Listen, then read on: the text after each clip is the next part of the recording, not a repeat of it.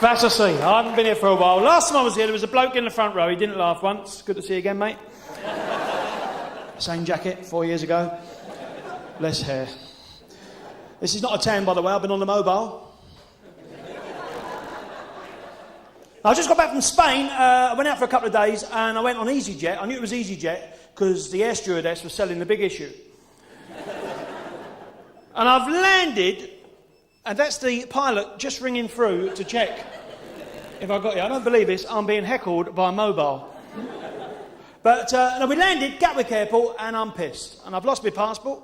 What do you do in this situation? I went to the desk. I made out I couldn't speak English. They weren't happy, but I got a new house. And... too deep, get back to the crap. All right, so... but I've also noticed British people, we are weird on holiday. We're not like Americans. Americans on holiday, they are enthusiastic. They see another American, they're straight up. Hi, how are you? Where are you from? They talk about their country. They talk about what's going on. British people, we're different. We go on holiday, we see somebody else who's British, or who live in the British Isles. We've seen them on the plane, we've seen them around the pool, we've seen them in the bar. What do? Third day in, we go up and we say... how much did you pay? And they've always got a story on how they got it on teletext. For £8. You've paid £2,000. They've got the room overlooking the beach with the air conditioning, the jacuzzi, the satellite television. You've got the room overlooking the bins that get emptied at 4 o'clock in the morning. We stayed in a rough hotel. How rough? I'll tell you. I phoned out the reception. I said, I've got a leak in the sink. He said, OK, just this once. Thank you. So, but I've developed a thing on holiday now, a sort of a hobby, and last week I've really got into this, winding up waiters. I love winding up waiters. You know when they come up and they say, tea or coffee? I always say, I'll give up. What is it?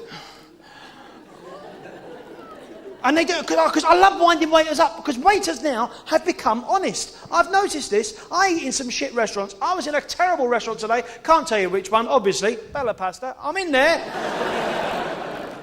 This waiter comes up. I said, what comes with this chicken? He said, the shits. Don't have it.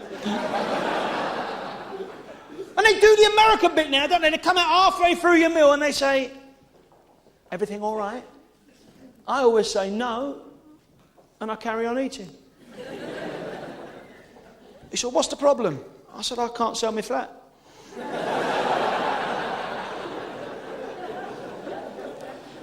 But I look around this comedy club tonight here and I see some middle-aged people, which is fantastic. It makes me feel a lot better. Because you know when you're middle-aged. When you watch Top of the Pops 2 and you think it's live. Or people come up to you and they say, nice suit. And you go, Marks? You know when you're middle-aged, when you're like me, when I make love now, I'm like the lottery. Bit of excitement, balls drop, roll over. I'm like the SAS, in and out, no one knows.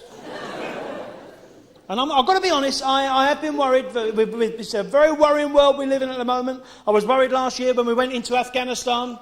Could have been a problem. Because we've never done well in a war against a country we haven't played in the World Cup. I mean, think about it. Afghanistan, we've never played them. Can you imagine if we did? Kabul International Stadium. We send out our team. They send out their team. We know they're on the pitch. We don't know where. Our management's on the bench. Their management's in the dugout. We don't know what their manager looks like. We've just seen videos. And every time we attack, we've got to send food for the defence. Could be a problem, but now we've got anthrax. That's scary stuff, anthrax. But I think we're all right in this country, because it comes through the post. That gives us a month.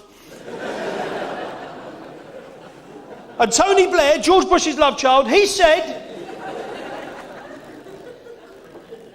he wants to help our army no matter where they are in the world at this moment. He wants more gay people in the army. I think that's brilliant. If I was in the army now, I'd want to be in the regiment with the most amount of gays. Because if there's a battle, I want to know my backside's being watched. But we live in a weird world. It's like, I've got a weird ambition in life. I would like to be a coroner for 10 minutes. And I'd like them to bring in a traffic warden who's still breathing. And I'll survey the body and say, oh yeah, dead. And if he says, but I'm still breathing. I said, well, I'm sorry, mate. I've already started the paperwork.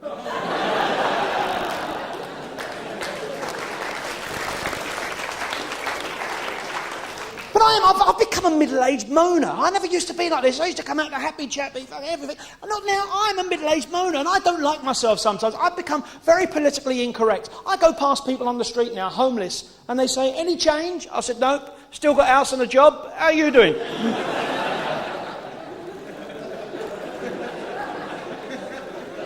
I'm out of order. I saw a bloke in London selling the Big Issue. I saw the same bloke in Northampton 5 hours later selling the Big Issue. How unlucky can you get being homeless in 2 different towns?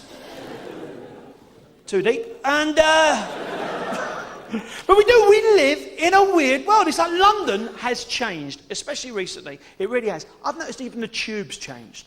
You get on the tube now, they're making it for the tourists. Tube drivers now think they're pilots. Have you heard them on the microphone? Good afternoon, ladies and gentlemen. This is Malcolm, your driver. Welcome aboard this graffiti-filled smelly piece of shit. We're now on our final approach into Oxford Circus. The outside temperature is crap. Thank you for choosing London Transport. Like there's a choice. Stupid signs on the tube. There's a sign on the tube, it says, do not put your feet on the seat. I'd like to get my arse on the seat! Let alone my feet. Stupid signs. There's a sign on Oxford Circus tube station on the platform, and it says, do not leave your valuables here. I can't tell you how many times I thought to myself, I'll leave my laptop here,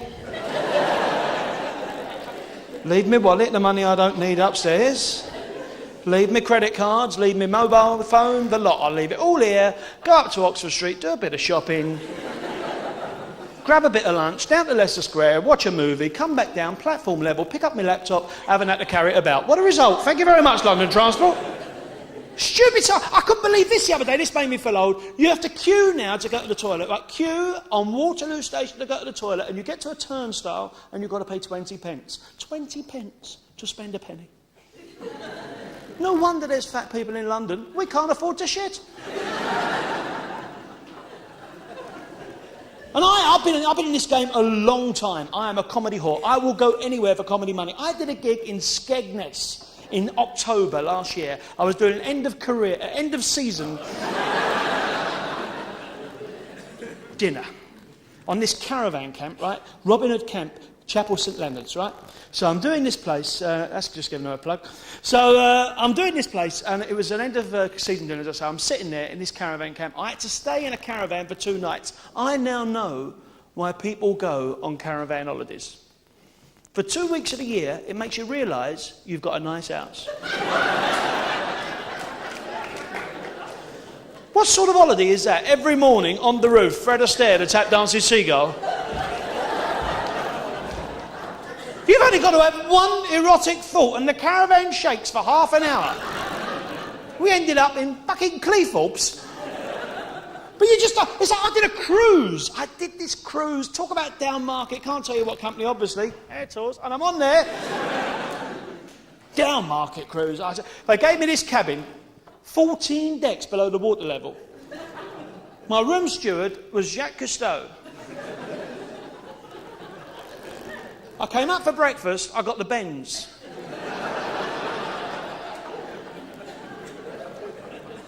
Because I'm like, there's this weird hobbies at the moment. I love going to Starbucks and standing there at the counter watching old people looking scared and confused, looking at the menu. You see these people, don't you? And I was there the other day, this old boy standing there, I said, what's wrong, mate? He went, all I want is a coffee. I don't want mucky, mookie, nuki, knocky, mookie, macky, moo. I just want a coffee, bit of Nescafe, little bit of milk on top, 2 sugars. That's all I want. I said to him, all right. He said, what's espresso stand for? I said, it stands for sod all in a large mug. Give him your £5. Because this is getting tough. Everybody wants to be a comic now. There's a comic, a 12-year-old girl working as a stand-up comic. 12 years old. What's that all about? Why can't she be like any other normal 12-year-old and start a family?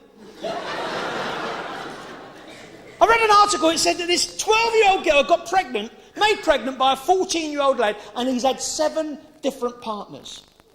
And the social worker, she said, it's a shame.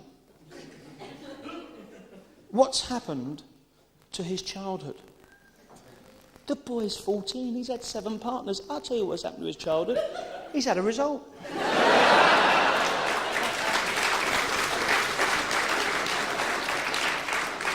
I was 39 before I had 7 partners. 6 of them I had to pay for. But you will notice I don't do jokes about marriage. I see little humour in it. And I got married 8 years ago. We weren't in love. We just needed some crystal. But, so do we have any firefighters here? No, all out doing other jobs. Oh. Suddenly it's Kilroy. No, I mean, they're saying about the firefighters, they don't want to get modernised. Get modernised. Get rid of the pole. Get some stairs. I couldn't believe it when the firefighters were on strike. There are big signs everywhere on the motorway. Big signs. Firefighters on strike. Drive with extra care. I thought, what are they going to put up when they go back? They're back. Go on. You know you want to. Go past the little chef. Go on. Because the little chef, I hate stopping at the little chef. You know when you're standing there and there's 4 of you in reception and the waiter comes out, the brain of Britain, 12.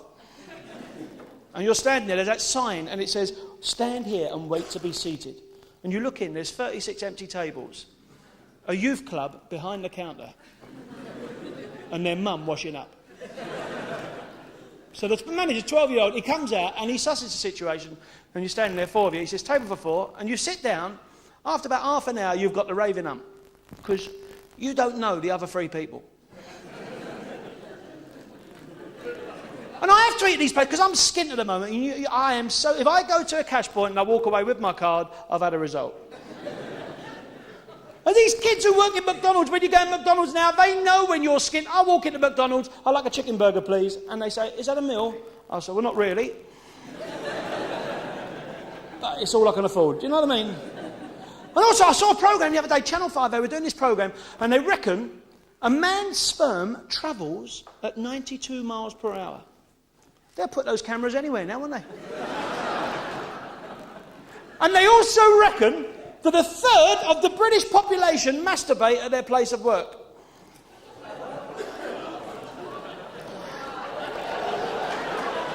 I don't want to worry you, ladies, but there's 4 of us up tonight. And this is where we work.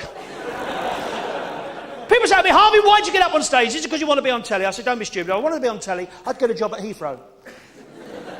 I'd drive a white van. I'd come around and paint your house a colour you didn't want it. I'd cook you a meal. Because that's the only way. I haven't got the ump about this, but that's the only way to get on telly now. You've got to be in a reality show. As a result, I've got a plan. I'd like to go back about 6 years. Do you remember Maureen from driving school? I'd like to teach Maureen to drive a coach. A great big coach. Drive the coach to Heathrow. Pick up that Pratt Jeremy, all the mob from airport, put them on the coach. Drive them over to Luton, pick up all the lot from EasyJet, on the coach. Drive them over to Paddington Green, Jackie the transsexual hooker, on the coach. Drive them over to the Big Brother house where Vanessa Feltz is, the most inconsiderate woman on television. I spend £8 on a widescreen telly, she loses 11 stone. On the coach. The coach is now full. Drive them down to Southampton. Put them on the good ship Galaxy with Jane McDonald from Cruise and sod off. Sod off miles out to sea. Give us a phone line and let us phone up and we'll vote one of the fuckers off every 5 minutes. Then, my friends, maybe we'll have some quality back on telly. You've been absolutely fantastic tonight. You've got a great night ahead of you. From me, Harvey Oliver, thanks for listening. Ta-da. Cheers.